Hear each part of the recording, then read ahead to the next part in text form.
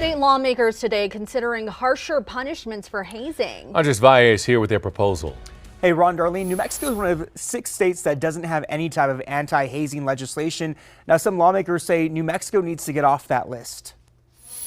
You know, we've had the incident at New Mexico State. We've had a few others across the state. And it just really shows that it's time, that now is the time that we need to, be taking hazing seriously. After a blow to New Mexico State University's men's basketball program last year, lawmakers in the higher education department think it's time to take serious actions against those guilty of hazing. The anti-hazing bill is really looking at 3 components. It's defining what is hazing, what constitutes a crime of hazing. The second is a statewide reporting portal. The third component of this is mandatory hazing prevention training for folks on campus. We reached out to New Mexico State University Dean of Students, Dr. Ann Goodman, about her feelings about the legislation being heard. We received this statement from the university, reading in part, "We support this effort by the members of the New Mexico legislature to enact these new safeguards." In an interview last August, the dean did say that their university was looking at its own policies to fight hazing. What happened with the basketball team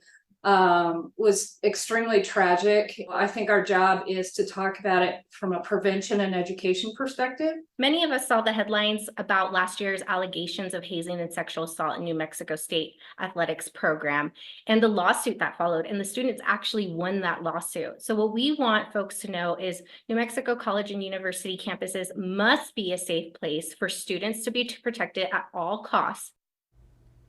Now, NMSU did also let me know today that many of the provisions outlined so far have already been put in place by New Mexico State University in recent months as a result of our own reviews. Now, this includes additional trainings for personnel and the creation of a permanent working group to address these kinds of issues.